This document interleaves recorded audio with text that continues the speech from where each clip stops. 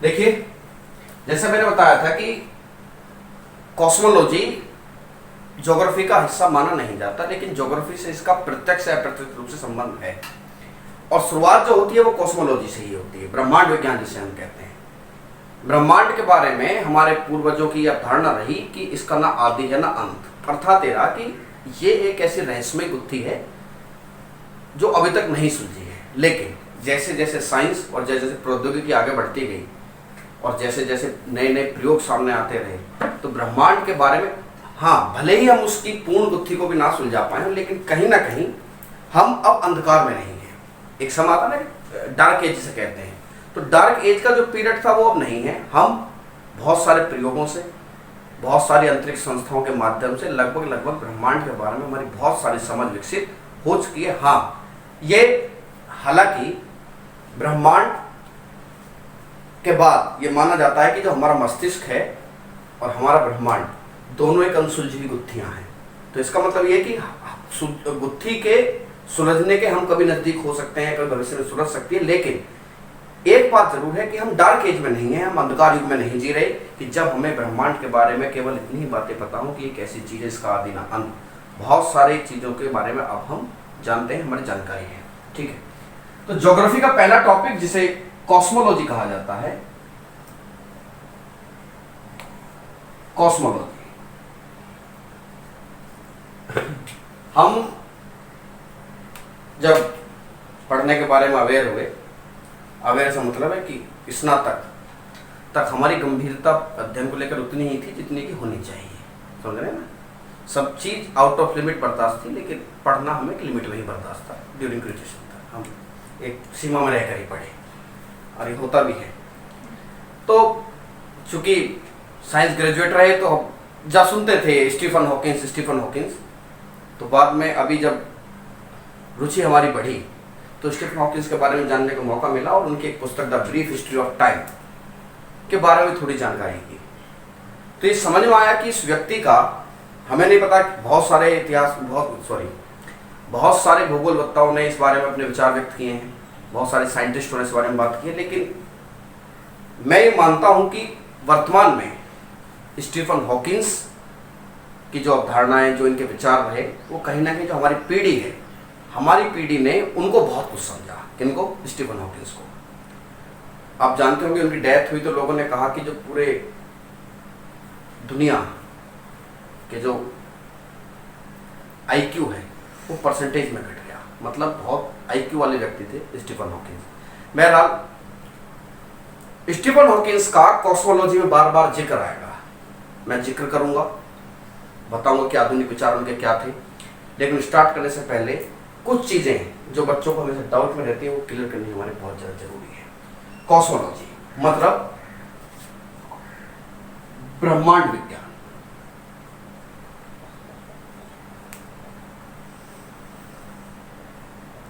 ब्रह्मांड एक ऐसी वस्तु जिसका हमने बताया कि पूर्वजों की अवधारणा ये रही कि एक चीज का आदि ना अंत। हुआ ये कि जब तक दूरबीन नहीं आई थी, आधुनिक विचार नहीं आए थे, तो ब्रह्मांड को लोग क्या समझते थे कि पृथ्वी और सूर्य, बस इतना ही है।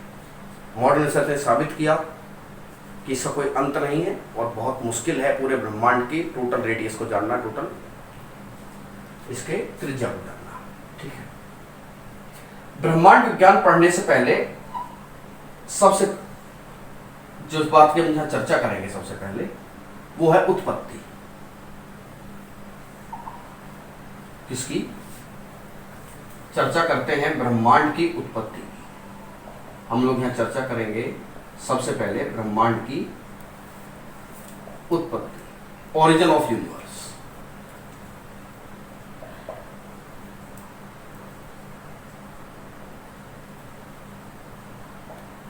एक कहानी ध्यान आती है कि जब हम बीएससी फाइनल में थे, आपको ध्यान होगा एक मशीन चलाई थी जिसे महामशीन कहते थे। जैसा कि भारत की मीडिया की आदत है कि तिल का ताड़ बना के बताओ ताकि लोग कम से कम चैनल देखें। तो ये कहने लगे कि ये जब मशीन चलेगी दुनिया का अंत हो जाएगा। तो भैया हम भी कॉलेज नहीं गए, जब अंत ही होना है तो फिर घर में बैठ के अंत, तो कॉलेज में मरने से क्या फायदा है। ठीक है, तो मेरा कहने का आशय ये है कि ब्रह्मांड की उत्पत्ति की गुत्थी सुलझाने के लिए जो प्रयास है वो सतत रूप से जा रही हैं, और उनमें से एक जो सबसे ऑथेंटिक प्रयास अभी तक चल रहा है और जिसके ऊपर या उससे बहुत सारा विश्लेषण निकालने की प्रोसेस चल रही है, वो है बिग बैंग। कौन सा? Big bang theory. जब हम ऑरिजिन ऑफ यूनिवर्स की बात करेंगे तब हम मुख्य रूप से बिग बैंग थ्योरी की बात करेंगे। किसकी बात करेंगे हम? बिग बैंग थ्योरी, जिसे हम कहते हैं महाविस्फोट सिद्धांत। क्या कहते हैं? महाविस्फोट सिद्धांत। और इस सिद्धांत के बारे में चर्चा करेंगे, इसकी लिमिटेशंस क्या हैं, आखिरकार ये विवादों में क्यों आया, ये विवादग्रस्त क्यों रहा, इस पर हम चर्चा करेंगे। क्योंकि इस सिद्धांत को देने वाला व्यक्ति और उसके बाद में एक व्यक्ति एलन गुथ, दोनों के बीच में एक बहुत बड़ा मतभेद था। जॉर्ज लेमेटर कहते थे कि जब महाविस्फोट हुआ, अब किसमें हुआ ये थोड़ा पेशेंस रखिए, पता लगेगी कि महाविस्फोट हुआ तो 1 सेकंड नहीं हुआ था, उससे पहले सारी चीजें बन गई थी। एलन गुथ कहते हैं कि नहीं, 1 सेकंड हो गया था, उसके बाद सारी चीजें होनी संपन्न हुई। दोनों थ्योरी में अंतर, लेकिन फिर भी हम थोड़ा इसकी लिमिटेशन सारी बात जानकारी करेंगे। जब हम ब्रह्मांड पढ़ते हैं, अभी हमें से कोई ऐसा नहीं है कि जिसने 10th ना की हो, ज्योग्राफी कभी तक पढ़ी हो ना पढ़ी हो, 10th तक सबने पढ़ी है। हमारे दिमाग में कुछ बातें चलती है कि तारा, ब्रह्मांड, सौरमंडल, आकाशगंगाएं, क्षुद्र ग्रह। अभी कुछ दिन पहले भी एक थी कि उनका पिंड गिरने वाला है, धरती नष्ट हो जाएगी। मेरा कहने का मतलब है कि साल जो 2020 है, लगता है कि जीवन के साथ भी 2020 खेलने के मूड में है। फिर टेस्ट मैच जो अब तक हमारे चल रहे थे उसको 2020 कन्वर्ट कर दिया, ठीक है। तो ऐसी टर्मोलॉजी ऐसी थी जिनको हमें जानना बहुत जरूरी। तो वो कौन सी टर्मोलॉजी थी, बच्चे जानना चाह रहे, ये हम समझेंगे कि ब्रह्मांड क्या है, आकाश गंगाएं क्या हैं, ठीक है, सौर मंडल क्या है, ठीक है, तारे क्या हैं, ग्रह क्या हैं, उपग्रह क्या हैं, ठीक है, क्षुद्र ग्रह क्या हैं,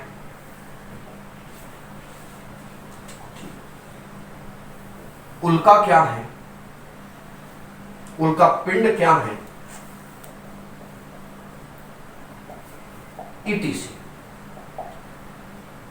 मेरे पॉइंट ऑफ व्यू से geography is the totally game of picturization. मतलब जितना हम पिक्चराइजेशन से ज्योग्राफी को समझते हैं, उतनी ही हमारी समझ के बारे में विकसित होती चली जाती है और अच्छा समझ में आता है। लेकिन ये सब चीज तो ठीक है, और इस पर भी चर्चा करने से पहले मैं आपसे जो बातें करूंगा, मैं इसको मोटा मोटा आपको यहां पर समझा कर चलता हूं। ये थोड़ा सा हमें समझना होगा, ताकि कई बार आगे की बात जानकर भी पीछे की बात समझ में आती है। नहीं समझ रहे हैं कि आगे की बात जानकर भी क्या समझ में आती है, पीछे की बात। कई बार तो होता है कि सतत रूप से चलते रहिए तो बात समझ में आ जाएगी, लेकिन कई बार ऐसा होता है कि पहले आगे की बात बता के तब पीछे की बात बताई जाए, तब भी समझ में आती है। उसी के तौर पर हम देखते हैं। देखो बिल्कुल ध्यान से समझिए, एक तारा और तारे के चारों तरफ ग्रह, जो इस तारे का क्या लगा रहे हैं, चक्कर। तारा और ग्रह जिनकी संख्या 1 या 1 से ज्यादा हो सकती है, ठीक है। तारे या जो ग्रह, 2-3 ग्रह अगर किसी तारे का चक्कर लगा रहे हैं, तो तारा और ग्रह मिलकर बनते हैं सौरमंडल। क्या बनते हैं? सौरमंडल। समझ लीजिए, तारा और ग्रह मिलकर क्या बनता है? सौरमंडल। जब बहुत सारे तारे इकट्ठे हो जाएं, एक तारा ये, एक तारा ये, तो जब बहुत सारे तारे इकट्ठे हो जाएं, तब बनती है आकाशगंगा। क्या बनती है? आकाशगंगा।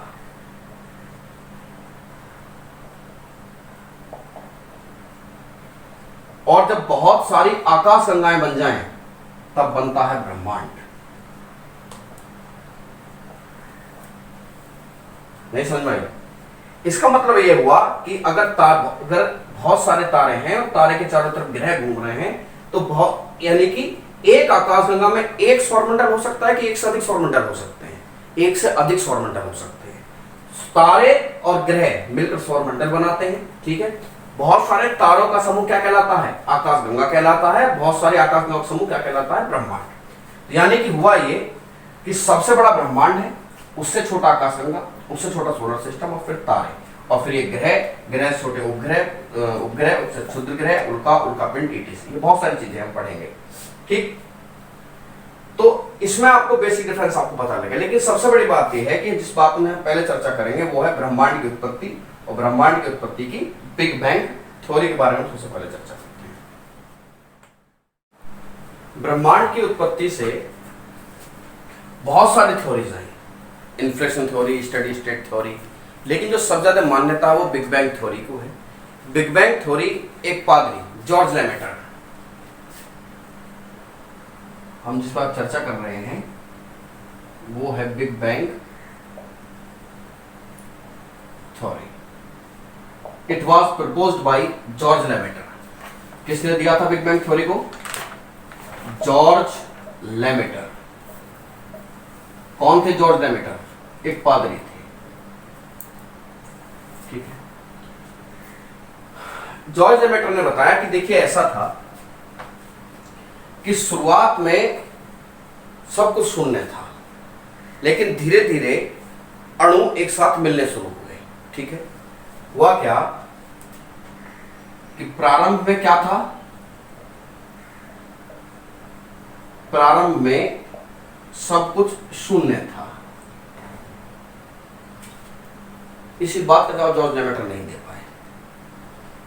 उन्होंने बताया, जब जॉर्ज लेमेटर ये बोले कि सारे अणु आपस में मिलने शुरू हुए, तो सबने कहा कि मिस्टर लेमेटर, आपके बताने के बाद ही शुरू हुए क्या? हमें यह बताओ कि मिलने से पहले क्या कर रहे थे वो अणु। ठीक है, शून्य और धीरे धीरे क्या हुआ? गुरुत्वाकर्षण के कारण। किसके कारण? ड्यू टू ग्रेविटेशनल फोर्स, गुरुत्वाकर्षण के कारण अणु आपस में मिलने प्रारंभ हुए। अणु किसमें मिले? आपस में मिले। मतलब देखिए, एक बात आप समझो, अगर दो चीजें हैं, आपने डेंसिटी का नाम सुना, घनत्व का नाम सुना, कि जब चीजें आपस में ज्यादा नजदीक होती हैं तो हम कहते हैं कि ये ज्यादा घनी है, इट मीन्स इनका घनत्व ज्यादा है। जब चीजें दूर दूर होती हैं तो हम कहते हैं कि इनकी डेंसिटी कम है, अर्थात ये एक दूसरे से दूर दूर है। इसी बात को यहां अप्लाई करिए आप। गुरुत्वाकर्षण के कारण जब अणु आपस में मिलने शुरू हुए, तो अगर ये दो अणु जिनकी दूरी ज्यादा है वो आपस में मिल गए हैं, तो बहुत सारे अणु आपस में मिल गए हैं आपस में। तो जब जब अणु आपस में मिलने शुरू हो जाएंगे तो सीधी सी बात ये रही कि घनत्व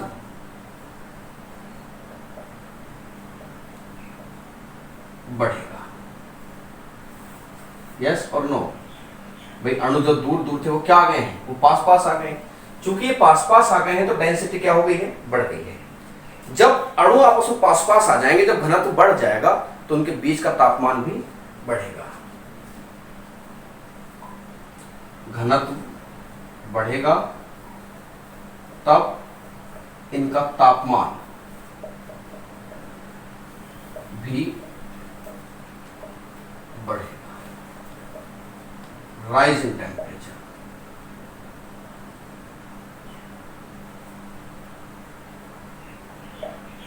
ठीक है,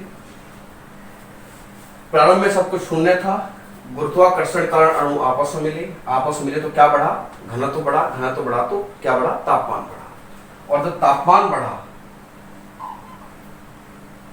साउथ की फिल्म देखी है ना, एक हीरो के ऊपर बहुत सारे हीरो आ जाते हैं एकदम से, मतलब वो पास पास आ गए, मतलब पास पास से बहुत तो देख लो ऐसे फेंक देता है एकदम से, बिग बैंग। जब टेम्परेचर बढ़ता चला जाएगा तो सीधी सी बात है कि जब ऐसे होगा ना ये, तो जब टेम्परेचर बढ़ेगा तो क्या होगा? एकदम से सब कुछ फट जाएगा। और जब टेम्परेचर बढ़ने से फटेगा, इसे क्या कहते हैं? Big bang. बढ़ेगा तो क्या हुआ? यहीं पर विस्फोट हुआ। जब इसे विस्फोट हुआ, इसी को क्या कहते हैं? Big bang. बिग बैंग के बाद बताया गया कि जैसे बिग बैंग होता है आग का गोला बना। किसका गोला? आग का गोला, और उसमें से बहुत सारे पदार्थ निकले,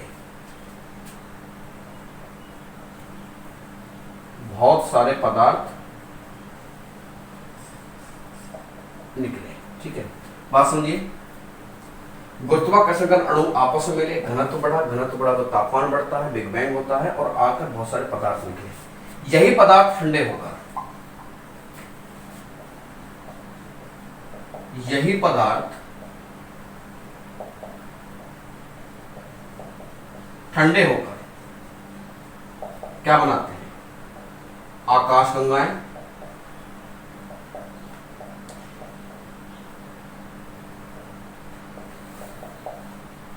ग्रह, उपग्रह, ईटीसी। देखिए, इसी बात को लेकर डिस्प्यूट हुआ एलन गुथ और जॉर्ज लेमेटर में। जॉर्ज लेमेटर कहना था कि ये सारी घटनाएं 1 सेकंड के अंदर हो गई। एलन गुथ कहते हैं कि महाविस्फोट सिद्धांत के 1 सेकंड के बाद सब कुछ हुआ।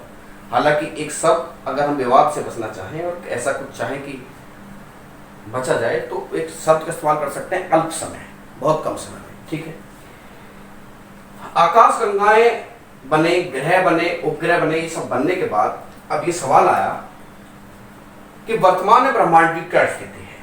ठीक है, क्वेश्चन क्या बनता है हमारे यहां से? क्वेश्चन बनता है, बस सीधी सी बात है ना, अगर कोई चीज फटेगी तो ऐसे फटेगी ना, यानी कि दूर, यहां से केंद्र से सब चीज क्या जाएगी? दूर जाएगी। तो बात ये निकल कर आई कि चूंकि आकाश गंगाएं अगर बनी है तो आकाश गंगाओं के ब्रह्मांड की वर्तमान में क्या स्थिति? सवाल क्या बनता है? आकाश गंगाओं की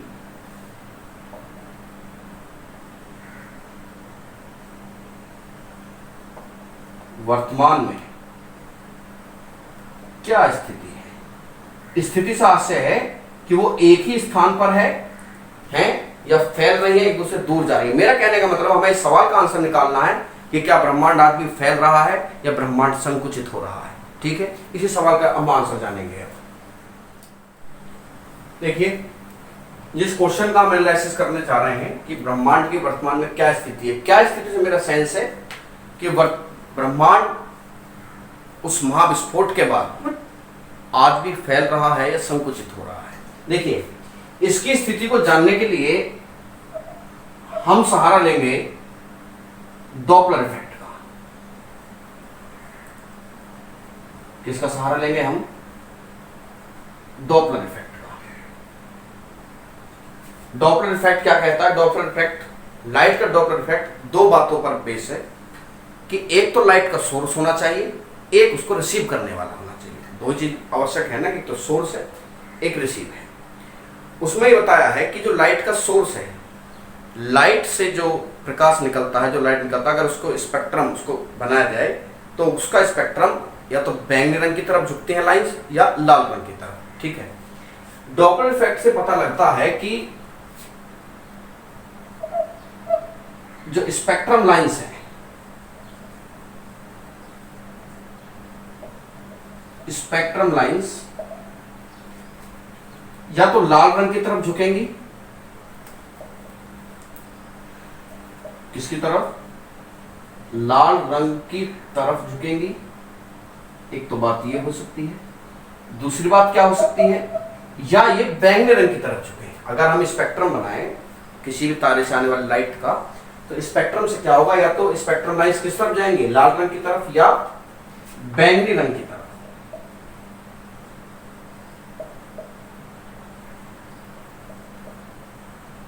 यही होगा ना, दो तरफ झुकेंगे, लाल रंग की तरफ या बैंगनी रंग की तरफ। अगर स्पेक्ट्रम लाइंस लाल रंग की तरफ झुक रही हैं, इसका मतलब सोर्स और रिसीवर के बीच की दूरी बढ़ रही है। अगर हम मान लें कि जो रिसीव है, जिसके पास पहुंच रहा है, उसको कांस्टेंट मान लिया जाए और फिर भी लाल रंग की तरफ जाता है, इसका मतलब क्या कि जो सोर्स है वो क्या जा रहा है? सोर्स दूर जा रहा है। ये मतलब हुआ ना। तो इसका मतलब क्या है कि जो सोर्स है वो क्या जा रहा है? दूर जा रहा है। लेकिन अगर स्पेक्ट्रम लाइंस किस तरफ आ जाएं, बैंगनी रंग की तरफ, तो क्या होगा कि सोर्स, लेकिन कंडीशन ये कि जो रिसीव करने वाला वो व्यक्ति कांस्टेंट रहे, किसी भी प्रकार का रिलेटिव मोशन आपस में ना हो। अगर आगे पीछे जाएगा तो फिर समझेंगे कौन दूर जा रहा है कौन पास आ रहा है, फिर गड़बड़ जाएगी बात। तो सोर्स जो है वो क्या आ रहा है, पास आ रहे हैं।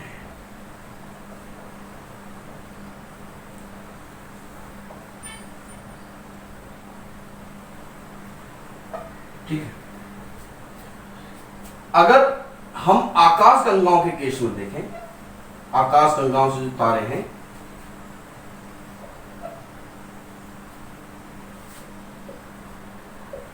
आकाश गंगाओं के केस में, आकाश गंगाओं के मामले में हम क्या देखते हैं कि जो स्पेक्ट्रम लाइंस है वो किस तरफ झुक रही हैं, लाल रंग की तरफ।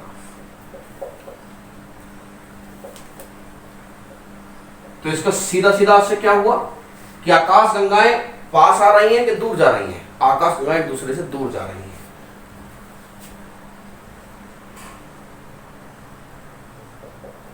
आकाश गंगाएं क्या जा रही हैं, दूर जा रही हैं। ठीक है। अब चूंकि आकाश गंगाओं से मिलकर क्या बना है, ब्रह्मांड, तो इसका मतलब तो ये हुआ ना कि ब्रह्मांड भी का, अभी चूंकि आकाश गंगाएं दूर जा रही हैं तो चूंकि आकाश गंगाओं से मिलकर ब्रह्मांड बना है, तो ब्रह्मांड भी क्या कर रहा है, ब्रह्मांड विस्तार कर रहा है। इसी बात से क्या निकला कि ब्रह्मांड का क्या हो रहा है, अभी भी विस्तार हो रहा है। ये बात किससे पता लगी, इस डॉपलर इफेक्ट, किसके, प्रकाश के। साइंटिस्ट एलन संडेजा कहते हैं कि आकाश गंगाएं एक दूसरे से दूर जा रही हैं, लेकिन वो कहते हैं कि जैसे जैसे आकाश गंगाओं के बीच की दूरी बढ़ रही है, इनकी दूर जाने की स्पीड क्या होती जा रही है, कम होती। बात समझिए, मान लें हम ये दो आकाश गंगाएं हैं, ठीक है, और डॉपलर इफेक्ट से बात साबित हो चुकी है कि ये एक दूसरे से क्या जा रही है, दूर। तो पहले हो सकता है बहुत स्पीड, फिर धीरे धीरे धीरे, यानी कि जितनी दूरी एक दूसरे से हो रही है, इनकी स्पीड क्या हो जाएगी, कम होती जा रही है। क्यों, क्योंकि इनके बीच में दूरी की वजह, जैसे दूरी बढ़ रही है इनकी स्पीड कम हो रही है। इसका मतलब यह हुआ कि एक समय ऐसा आएगा कि इनकी स्पीड बहुत दूर क्या हो जाएगी, लगभग शून्य के बराबर। अब ये यहां है, ये यहां है, स्पीड शून्य है, तो इनके बीच में फिर से क्या लगेगा, गुरुत्वाकर्षण बल, और ये फिर से क्या हो जाएंगी, एक, फिर से एक हो जाएंगी, फिर से डेंसिटी बढ़ जाएगी और फिर से बिग बैंग होगा। मतलब जिस ब्रह्मांड का विस्तार हो रहा है उस ब्रह्मांड का एक दिन संकुचन होना भी तय है, ऐसा एलन संडेजा ने कहा था। और उनके बेस पर हमने ये देखा कि उन्होंने ये बात बताई कि आकाश में दूर जा रही है, ब्रह्मांड का विस्तार हो रहा है। ये बात डॉपलर इफेक्ट से भी साबित हमारी हो जाती है। ओके, ये ज्योग्राफी की आपकी पहली क्लास है। इस क्लास से आगे हम लोग डिस्कस करेंगे जितने भी हमारे कॉस्मोलॉजी के बहुत सारे फैक्टर्स हैं, सौरमंडल, सोलर सिस्टम। आने वाली क्लासेस इंपॉर्टेंट हैं और उन्हीं से बहुत सारे क्वेश्चन बनते भी हैं, और उनमें जो अपवाद हैं, जो रिसर्च है, जो चल रही है इस समय, उन सब पे हम लोग क्या करेंगे, डिस्कस करेंगे। ठीक है। और एक बात और, आप लोग चैनल की वीडियोस ज़्यादा शेयर करें और इसको सब्सक्राइब करते चले जाएं। ठीक है, जो हमारे लिए क्या काम करेगा, मोटिवेशन का काम।